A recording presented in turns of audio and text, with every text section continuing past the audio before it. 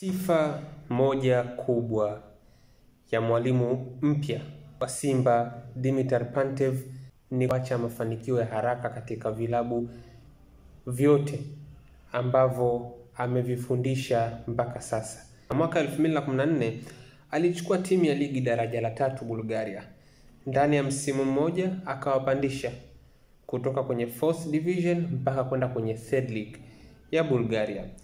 Alipokuja kwa mara ya kwanza Afrika, alikwenda moja kwa moja katika nchi ya Cameroon, akajiunga na klabu ya Victoria United ambayo ndani ya muda mfupi, tena ikiwa imetoka kupanda daraja kutoka Elite 2 Cameroon mpaka Elite 1, akawapa taji la kanda, Regional Cup aliwapa.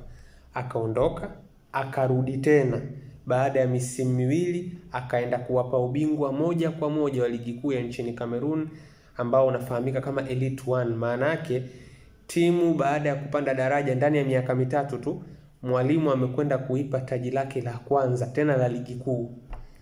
Lakini alipomaliza hapo akaondoka, akaenda katika ligi ya Botswana ambako alijiunga nusu msimu.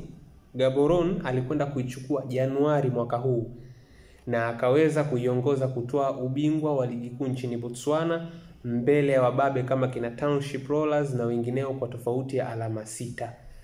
Sasa ukiangalia kitu ambacho amekuwa akiweza kukifanya mwalimu Dimitar Pantev kwenye maisha yake ya ukufunzi na uhitaji wa Simba, ni vitu ambavyo vinaoana moja kwa moja. Simba kwa muda wa misimu 4 sasa wamekuwa mbali na mafanikio, na kama kuna mwalimu ambaye Simba wanamhitaji, basi ni mwalimu kama Dimitar Pantev ambaye amekuwa na kismati cha kurudisha kwa haraka mafanikio ambayo yamekuwa yakikosekana kwenye baadhi ya timu, au mafanikio ya mara ya kwanza kwenye baadhi ya timu zingine changa alizowahi kuzifundisha huko nyuma. Kwa hiyo hii ni sifa moja nzuri na ndo kitu ambacho kinamtambulisha kwa ukubwa Dimitar Pantev kama mwalimu wa soka kutoka Bulgaria mpaka katika bara la Afrika, akiwa Cameroon lakini vile vile Botswana, na sasa akiwa amekuja katika nchi ya Tanzania ambako inasubiriwa kuonekana uwezo wake wa kubadilisha kwa haraka mafanikio ya timu utafanikiwa kwa kiasi gani kwa Simba ambayo